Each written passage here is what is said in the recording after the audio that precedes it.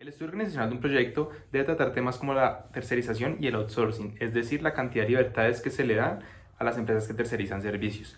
Mientras más actividades se tercericen, menos será el tamaño de la estructura organizacional.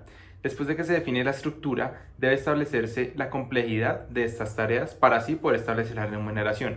Igualmente, la mayoría de los costos de operación se deducen del análisis organizacional, mientras que los costos de la mayoría de los costos de operación se deducen del análisis organizacional, mientras que los costos de remuneración del personal se determinan de la estructura organizativa. Esto se determina dependiendo del cargo y la responsabilidad que tenga cada persona. Por ejemplo, una persona que vende gana por el porcentaje de ventas que haga su remuneración. Igualmente, el análisis obliga a considerar temas obligatorios a pagar como auxilios, impuestos, cuotas, seguros, pensiones, etc. Otros servicios que tienen demasiada influencia en los proyectos y en sus resultados son los servicios realizados por los terceros. Los más conocidos son el web hosting, suscripciones, arriendos, seguros, telefonía móvil e internet, entre otros. El avance tecnológico ha hecho que esto cambie y se requiera de menos personal. Por lo tanto, la simulación de un proyecto anticipado puede dar mayor precisión en el análisis cualitativo y cuantitativo del proyecto. Efectos económicos de las variables organizacionales. Las variables organizacionales tienen una importancia en la estructura que se adopta para su implementación y operación de este proyecto en los egresos de la inversión.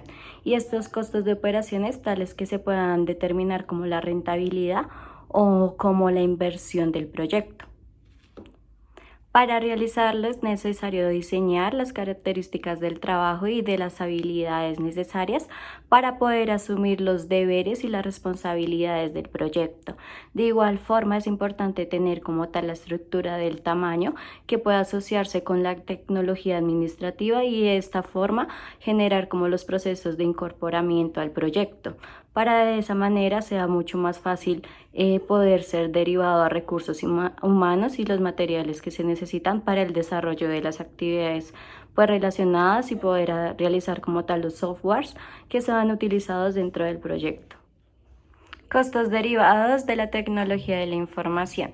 Las tecnologías de información desempeñan un rol muy importante en la mayoría de las organizaciones dentro de los proyectos, ya que cuentan o tienen con la capacidad los computadores actuales para almacenar mucha información y de esa manera procesar y distribuir los datos convenientes con los elementos fundamentales para cualquier tipo de gestión dentro del negocio o el proyecto que se esté realizando.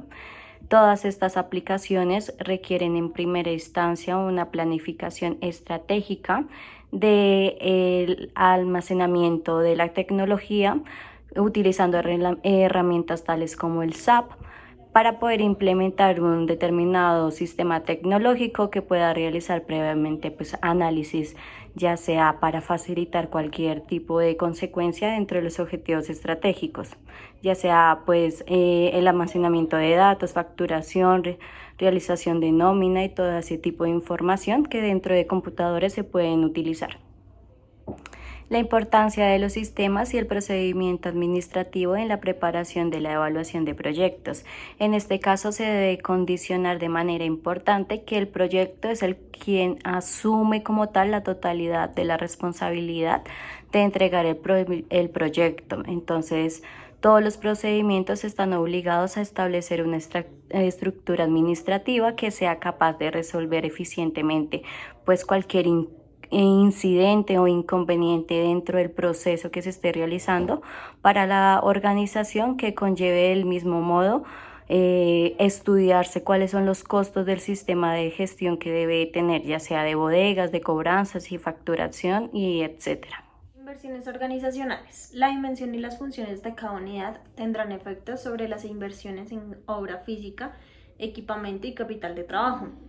Los análisis dados por los administradores de la empresa permiten definir un programa de recinto, lo cual consiste en una primera aproximación de la cantidad y el tamaño de las oficinas que se van a adquirir. Las inversiones dependerán si el edificio se va a construir, se va a comprar o se va a arrendar. Digamos que en el primer caso, si se llega a construir, Este depende del costo del terreno y de la edificación. En el segundo caso, en caso de que se compra, este depende del costo de la adquisición más la remodelación. Y ya en el último caso, que sería donde se arrienda el edificio, el costo dependerá del acondicionamiento y de los gastos adicionales de iniciación en la planificación de los gastos de puesta en marcha. Entonces, estos gastos constituyen el conjunto de gastos que deben realizarse en la etapa de inversión. En el proyecto debe tenerse en cuenta gastos asociados a la implementación del proyecto, como por ejemplo gastos en viajes para la obtención de una licencia o la capacitación del personal. Impacto de un proyecto sobre la estructura administrativa existente. Entonces, en este caso, muchas veces se generan problemas de los costos directos versus los costos asignados a la estructura administrativa, y esto conlleva una distorsión de los costos reales. Y es aún más complejo cuando se generan costos que no son atribuibles en su totalidad en la evaluación. Por ejemplo, cuando la compra de mayores equipos computacionales derivados del proyecto hace más conveniente cambiar el sistema de mantenimiento de estos equipos para toda la empresa. Y para el capítulo 11 tenemos los antecedentes económicos del estudio legal.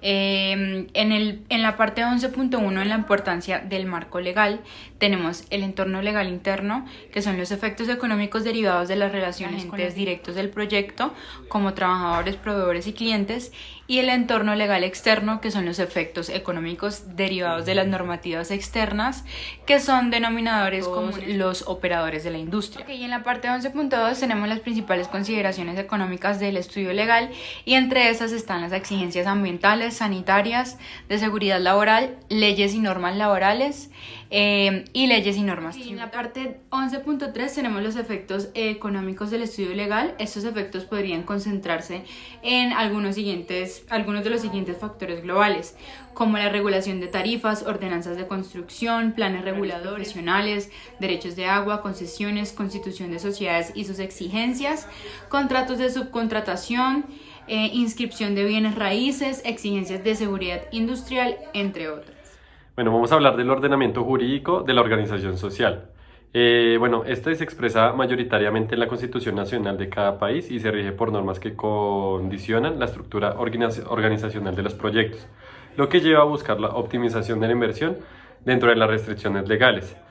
También tenemos las concesiones BOT, que significan, por sus siglas en español, construir, operar y transferir, en donde el Estado proporciona el terreno y la ubicación.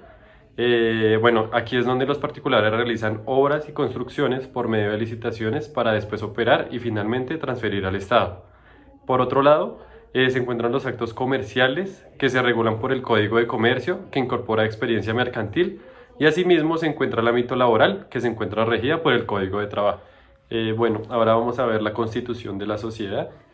Para esto es necesario tener en cuenta los costos derivados de la constitución de una sociedad para la evaluación de proyectos. En primer lugar tenemos la selección del tipo de sociedad, que básicamente tenemos diferentes tipos de sociedad, tal es la limitada, la anónima o empresas individuales de responsabilidad limitada. Aquí es donde se establece el número de socios y la responsabilidad de cada socio, los procedimientos y su disolución. Por otro lado tenemos el borrador de los otorgamientos de la escritura. Hay que realizar un borrador de la escritura para presentarla ante la notaría, la publicación del extracto en el diario oficial. También tenemos la inscripción en el conservador de bienes raíces, la inscripción en el servicio de impuestos internos, el timbraje de documentos tributarios y la solicitud de la patente municipal. Todo esto es importante tenerlo en cuenta, todos estos costos, el conocimiento legal para llevar a cabo la constitución de la sociedad.